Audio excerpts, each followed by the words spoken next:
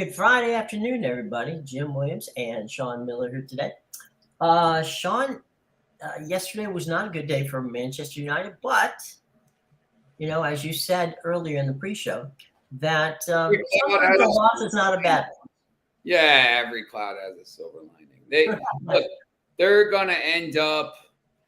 It's gonna end up as a net positive at some point. You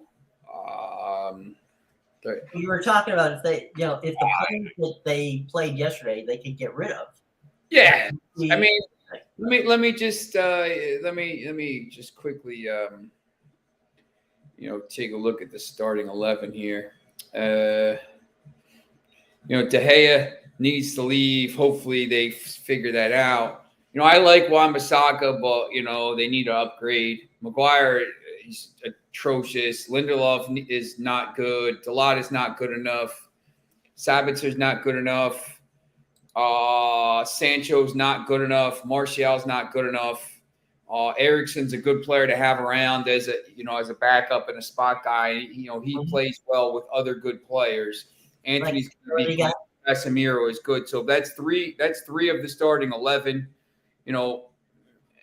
I think you could make a case that Wan-Bissaka could be decent in a team that has 11, 10 other good players. Mm-hmm. Everybody can't just attack.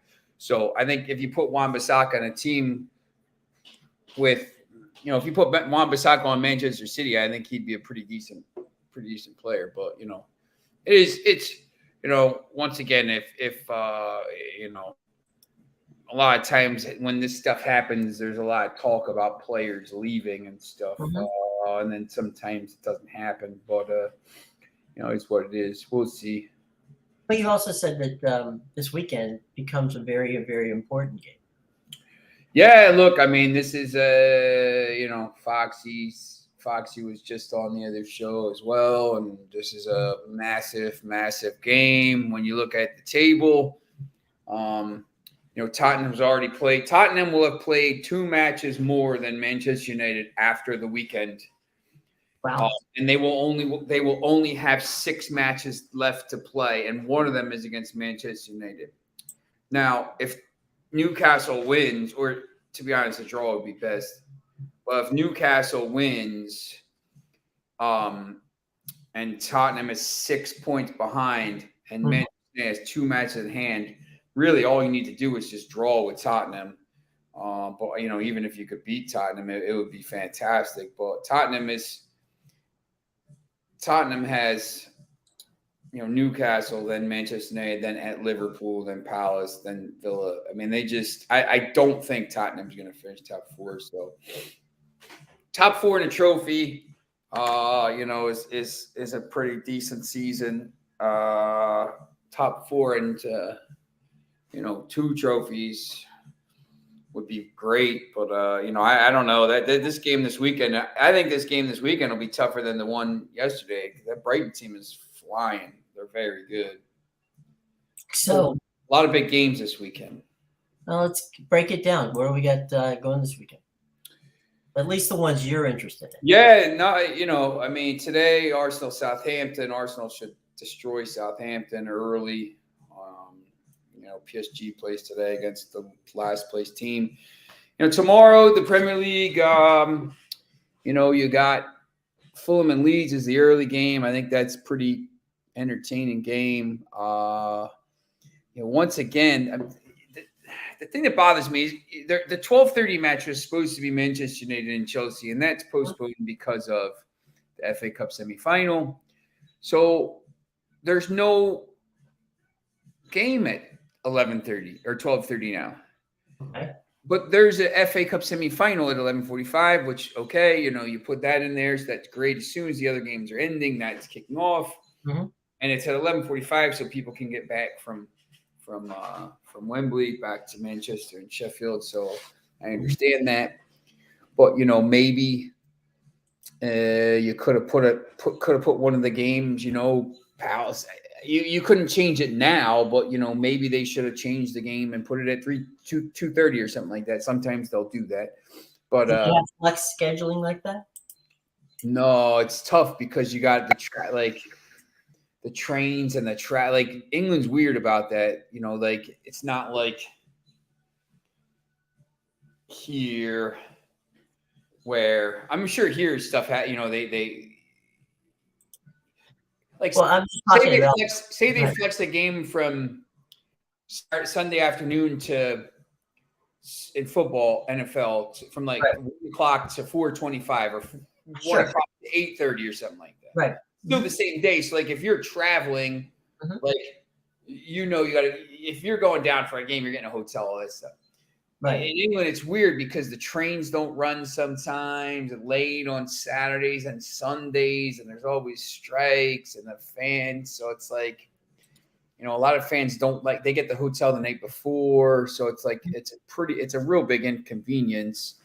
That's the thing. I mean, when they go to play in London, Manchester City fans, I mean, they don't have any fans anyway. They have about 10 of them, but when you get back, if that match was at 12:30 or say 12:30, so that's 5:30 there. It ends at 7:30. By the time you get out of Wembley, it's an absolute disaster trying to get out of there. Now I understand. It's 8:30 and you're scrambling to make the trains because, and half the trains are canceled all the time over there because it's, they want to say whatever. It's a socialist country. The train, it's all socialist and all this stuff. So, I mean, it's crazy how that stuff works. So, you're missing trains and everything. Yeah, which is not good. They'll Yeah. never get back. So, all right, cool. But Crystal Palace Everton's a good game, I think, tomorrow. Yeah. I think that's interesting. I know Bill was on the other show asking about that. I like Palace a lot. I wouldn't stun me if Everton kind of showed up after they didn't show up last week. But Leicester and Wolves. I actually have to try to figure out because I have an 11 o'clock baseball game tomorrow. Mm-hmm. It's over by my house, my parents' house. Sorry. So I may have to, I may go, I got to try to figure out, maybe I go to the game a little bit late because I want to watch these games. I think they're really intriguing. The FA Cup semifinal, the City's going to win that 6-0. So, Sheffield United's two attacking players aren't playing because they're on loan from Manchester City. So, you don't have to worry about that too much. Yeah. So, I mean, there's interesting games in Bundesliga.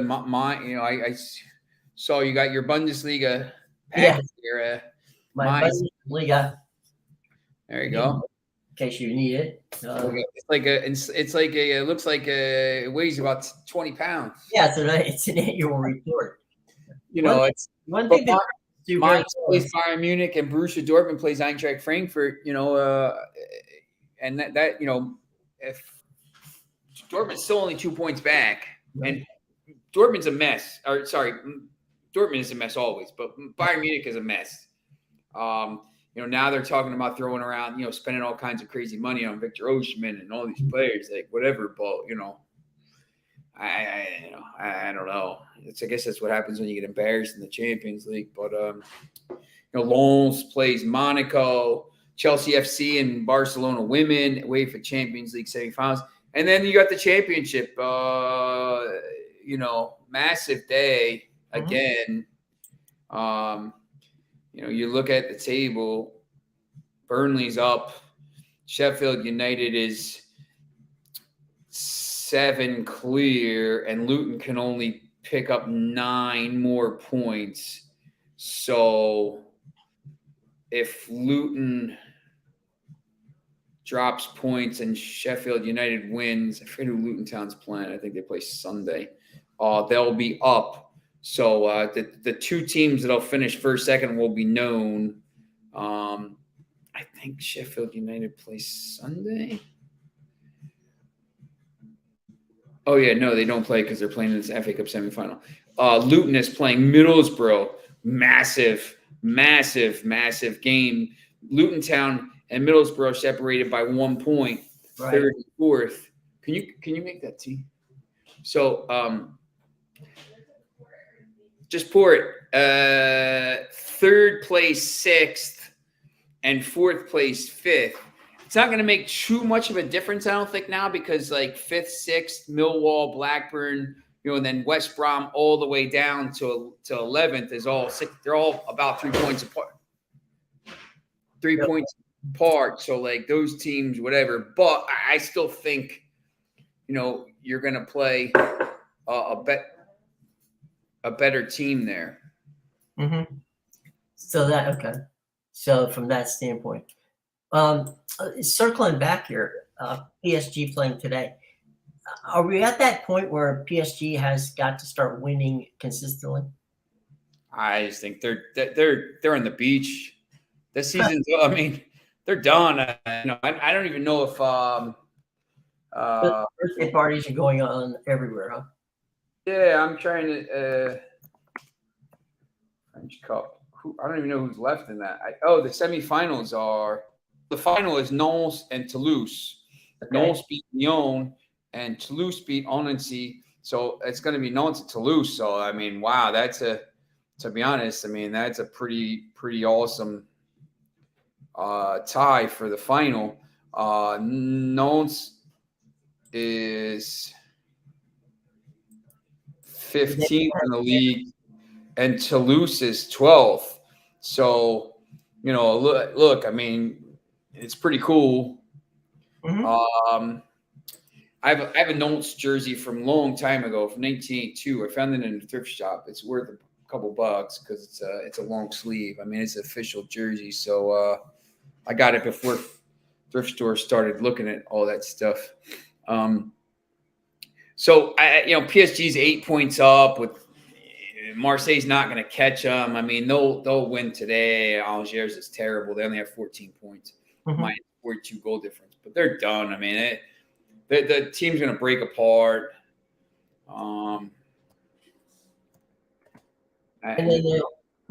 So basically, we've got nobody from PSG of note coming back. Is it kind of a prediction there? If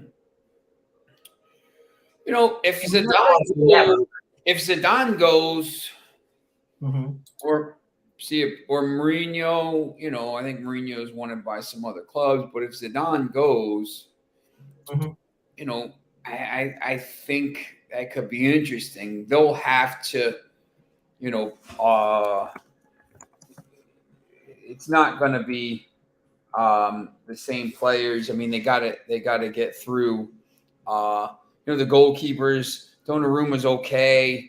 Hakimi, who knows what's going on with him? He's got off-field issues. Kimpembe's not good enough. Ramos is old. Marquinhos is a good player. Mendes. They got some, Nordi Mukiele coming through. Verratti's, I just don't think he's good enough. Vitinha's going to leave. Sanchez isn't good enough. Their midfield stinks. Mbappe, Neymar, Messi, Ekitike. If they get Osimhen, it sounds like they're trying to bring Osimhen in. If they have Mbappe, Osimhen, Mbappe's going to go. He's going to go to Real Madrid at some point. Messi will go. Neymar's always hurt. If they have Ekitike, Mbappe, and Osimhen, I mean that's a really good front three. But they need probably the same amount of players as Manchester United does. To be honest, I just don't think they're good enough. So. They're gonna have to. They'll sign the players, but it's tough. I mean, you can't just. It's not like a spigot you turn it on and turn it off. Yeah, you can't always just go out and buy 10 players. I mean, everybody else is trying to buy players as well, and you're not always. But even if you get them, there's got to be a meshing standpoint. I mean, they have to be able to play together. You just can't throw 10 superstars out there and expect them to win. Yeah. I mean, that's basically the theory of the case in a lot of sports.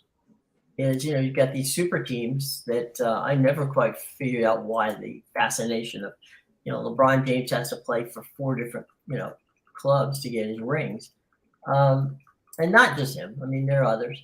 But just ego. It's an ego thing. I think like this stuff is like, it's the egos with these teams, this PSG team as well. Look,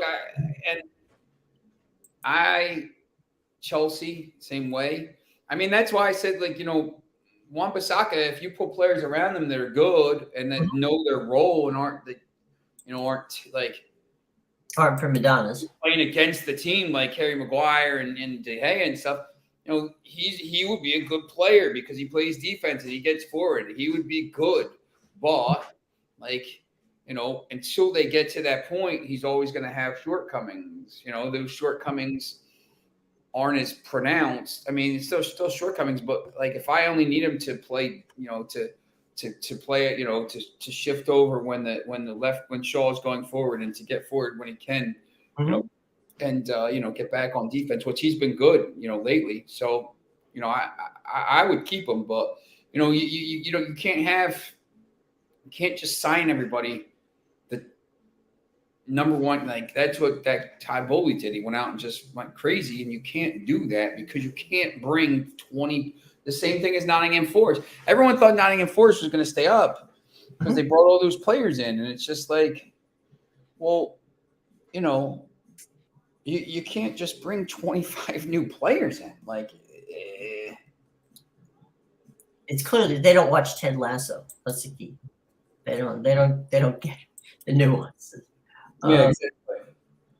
But I mean, you've got a situation there where you've got a number of teams that want to be up there.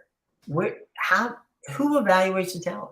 I mean, obviously there are people there, but you got to wonder, right? I mean, who really does? Is it the coach? Is there a general manager? Who brings these guys and puts them in positions like this? Which team? Any team. I mean, some teams have sporting directors. Some teams have, it's all right. Other than Manchester United. Manchester United is the exact opposite example of the one. Like most teams are run properly. They're not, but like, I was going to ask you, other than Manchester United, who? No. Like they're like the exception. They're the complete opposite exception. Give me an example of a well-run organization and Real Madrid. Then disaster time. Real Madrid, when you see what they've done, and it's decade after decade, I mean, obviously they're so good in the 50s and whatever. They won the Champions League in 2098, 2000, and 2002. Then they said, I want to bring in Galacticos, blah, blah, blah. It was a mess. Mm-hmm. So they kind of changed what they're doing. Well, they did bring Ronaldo in, but Ronaldo was the Ballon d'Or winner the year before, and he was still 23 years old. Right. So they switched what they did, and then from they brought him in 2009, and they didn't win the title until 2014, but they got to a bunch of semifinals. They're moving in the right direction. But from 2014 to last year, they won 5 Champions League: 2014, 2016, 17, 18, and 2022. So they won 3 in a row from 2018 with Zidane, and then they had to move some players on, and they had to rebuild the team and all this stuff. And they won the title last year, and Benzema was the Ballon d'Or winner, and they're in a semifinal again. And even the year they were down, they weren't terrible, and they have really good scouting. They have good players, and they bring in the right players. The players they bring in most of the time are hits. Camavinga and they give Tuchmani some stuff. But last year in the Champions League, he was big. He played the Champions League final. He's young. Camavinga's still young. I mean, they'll bring Mbappe in. They really wanted to bring him in here, but PSG gave him 350 million euros, so you couldn't say no. But that they're really well run. In the Premier League, once again, it's easy. You're Manchester City. I mean, they got billions and billions of dollars, and when they make a mistake on a goalkeeper, they just admit they make a mistake and they go and they buy somebody else. They're backed by billions and billions of dollars, but they're very well run. And they bring in the players. Most of the players are the right fit. Chelsea this year is a disaster. Manchester United for years has been a disaster, although this year they got it right with most of their players. Newcastle, but after Newcastle was atrocious for so long. So we'll see how they are now. But once again, they're the richest team in the world. You can kind of see. Obviously, Barcelona is a disaster. I mean, they have no money, and they brought in all this stems from these terrible deals they had, and it's a lot of other stuff as well. But so that I think but there's a lot of bad ones and a lot of good ones. If you were running a team, how do you build one? Let's go from the back. Do you do defense first and offense? If I'm Manchester United right now, because they have so many needs and they're going to have money to spend if the team is sold, and whatever. But they have to sell. They have to clear out. So you got to clear players out to raise dead contracts out of the way.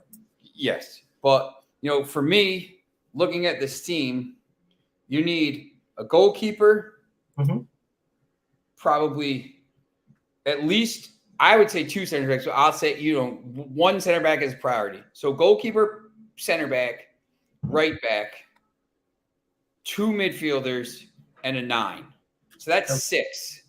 But I think you need more than that. But you can't bring 10 players in. So if they get 5 of those players this window, 2 in the winter, because they'll have money, and then a couple next by the time 2024-25 season comes, they'll be legitimate title contenders for everything. So for me, if with this, Manchester United needs a 9. They need somebody that can score goals, 100%. That's probably the biggest priority. 9. The second biggest priority would be a midfielder. You can see what Casemiro did, but I think you could argue center back. So I think you need to find a center, like a dominant center back, because they already have Rain and they already have Martinez. But you see what happens when they get injured. There's no depth behind them. So you need a third guy that's going to be able to play, a third legitimate guy, not the Harry Maguire and Lind. So a 9 and a center back, spine guys. I think you can get by with the right back. It sounds like they're going to get Frimpong. I think you get by. Goalkeeper, they need an upgrade. He says, he's clean sheets. He was terrible yesterday. 2 mistakes, arguably 3.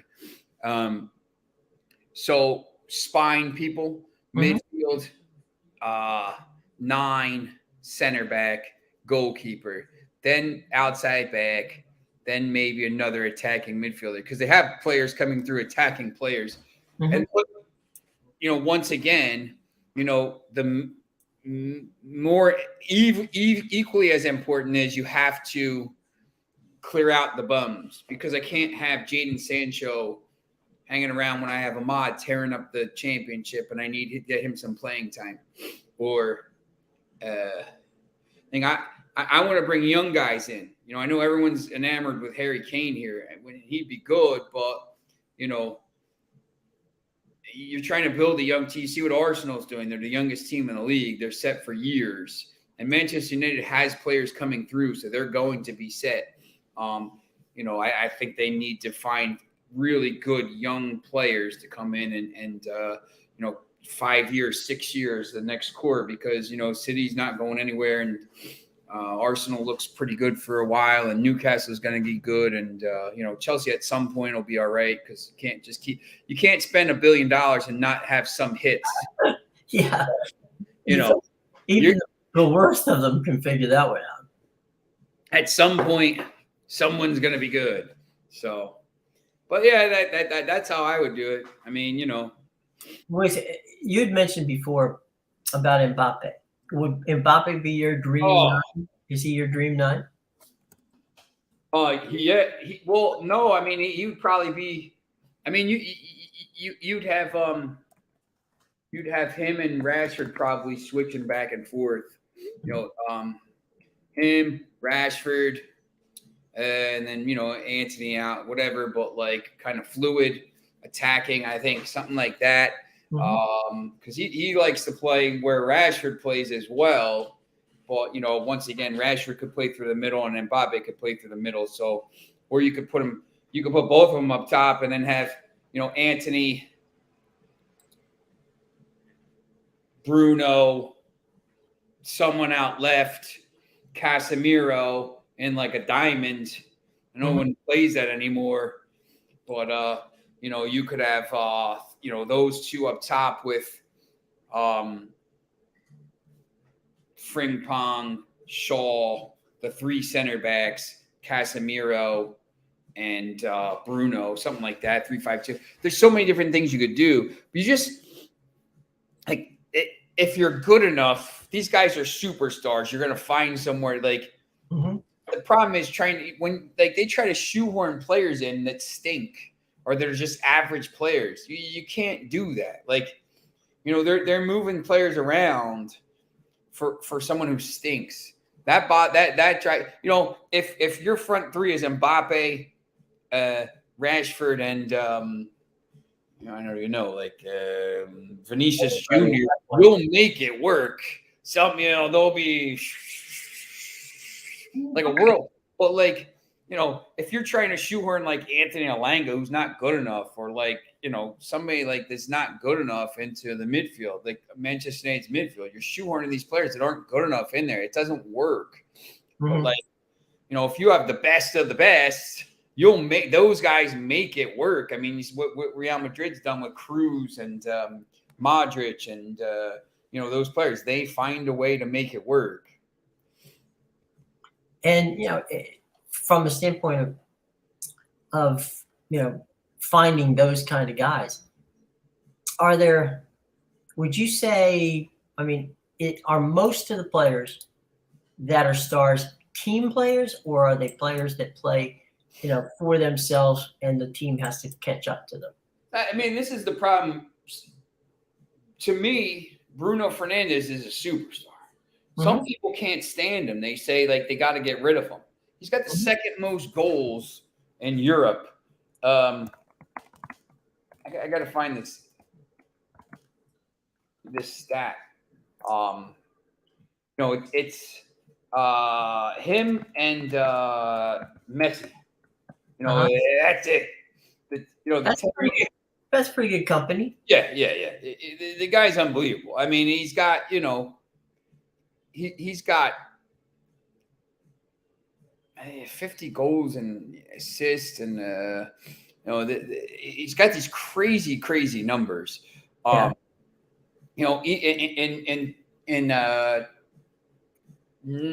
what year? A couple of years ago, he had 18 goals, 11 assists. He's got all these goals, all these assists, and people are like, he's not good. Well, he's a chaos bowler. Like, he plays a lot of balls over the top. But once again, if he had good players around him who could actually score goals instead of Wout Weghorst and Martial, like these bums they put up there all the time, he would be unbelievable. He'd have 15. He'd be Kevin De Bruyne. He is. He's Kevin De Bruyne. That's the thing. Yeah. But because he plays with these bums, like you can't see it. But like some people can't see that. Right. So, you got to know the game a little bit. Like, he's unbelievable. He's really good.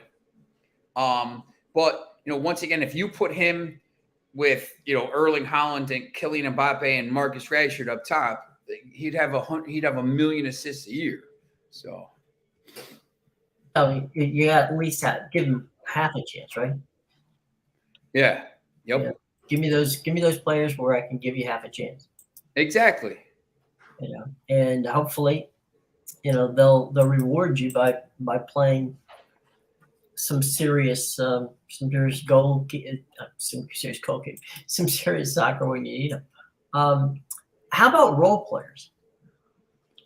Where do you stand? Who are some of the best role players? People that we may not, when you watch the game, you may not know it, but these guys are contributing in a way that you have to be a soccer aficionado to figure it out. Yeah, you see what Bernardo Silva does with Manchester City. The guy's unbelievable. He's not always in the headlines, but he's the best guy from the past was like David Silva, one of those kind of guys. Like, a guy just does everything, and he's not always scoring all the goals, but he's making the plays. De Bruyne is the guy. I think he gets mentioned. Player of the year this year for the Premier League. I mean, it's got to be Haaland. I mean, he's got about 1,000 goals, but De Bruyne has been so good. But Silva's good in that team. For Manchester United, sometimes, you don't see what guys like. I mean, Rashford this year has been good. I mean, they don't really even have a guy like that, to be honest, right now. That's maybe what the problem is. Just trying to think from some of these other clubs. I mean, you see Brighton and you got a guy like McAllister who's a World Cup champion. A lot of times it's midfielders. They do a lot of the dirty work and stuff, and they don't get noticed. Luka Modric doesn't get he's like, he's a magician and he won a Ballon d'Or. So, or UEFA Player of the Year, whatever it was. There's a few of these guys. It was good to see Modric win that Ballon d'Or and in 2018. They got to the to the final. He beat out Ronaldo and Griezmann and Mbappe, who had won the World Cup. But he had done so much. He got Croatia to the final. Sometimes you don't see those guys, and you see them like shine with the national team. For US, sometimes you got guys like Tyler Adams, and most of the time it's midfielders who don't get the same recognition. They don't score all the goals, but they put a lot of the work in, box to box kind of guys, or defensive midfielders, who kind of link the play up. They don't get a lot of the press because maybe they don't score the goals. And if you're watching the game, it's goal scoring. But if you know the game, I mean, it's like anything. If you know the game, you'll see, what that those kind of guys are super important. That's what Manchester United needs, a couple of those kind of guys. They have Casemiro, but he's always getting red cards and stuff. But they need somebody like that. Well, I mean, if you look at any sport, it's the role players who help. Yes. And, you're not going to see, here in the DC area, you're not going to get, Ovechkin's not going to score 800 goals if there isn't Nicholas Backstrom and some of the other guys who are around him getting him the puck. And, same thing in basketball, same thing in pretty much any sport. There are those role guys who you can't overlook, but they seem to always be overlooked. The teams know them, the managers know them, the general managers know them, but the fans don't necessarily always know. Yeah, exactly. Yep. Yeah, it's kind of crazy. So, real quick, give me 2 or 3 games this weekend that if you're telling people, look, if you don't watch anything else, watch the 2 or 3 games. Yeah, it's that 10 o'clock window is really interesting. Saturday, I'm not sure what the USA game is, but Palace Everton I think will be pretty good. Brentford Aston Villa will be pretty good. Sunday is huge. Mm-hmm. There's 2 huge games Sunday. The Newcastle Tottenham game's at 9, and then Brighton and Hove Manchester United is at 11 on 30 on it's probably on ESPN Plus. It's FA Cup semifinal. So those are pretty good. Juventus plays Napoli 2:45. Juventus now back into the Champions League spots because that 15-point ban was overturned. Yeah. So that was good. So all right, cool. So there we go. We got we know who we want and know where we want to watch them. So anything going on this weekend that people should pay attention from your standpoint? I got a casino night Saturday night for Luke's school, so that's pretty cool. Yeah. But just got a lot of different. Next weekend, I think, is the bigger weekend for stuff, and then we're 2 weeks away from the Derby and everything. Kentucky Derby, might have to live stream that. I think. Well, you never know. That's right. You got to. There's once we calendar turns to May, and you're basically like For me, like it's when it turns to May, I know my season is, I know I'm like 5 weeks away from tutoring, Mhm. SAT tutoring being over, and this high school season being over, and then come June 25th, I'm down the beach for 6 weeks. So, Mhm. not the whole time, but I'd be, On and off. forth, yeah, back and forth. So There you go. Something to look forward to. All right. Okay. Well, any final thoughts before we get out of here on Friday? nope. Okay. All right, folks. We will see you on Monday. This is Jim for Sean. Take care.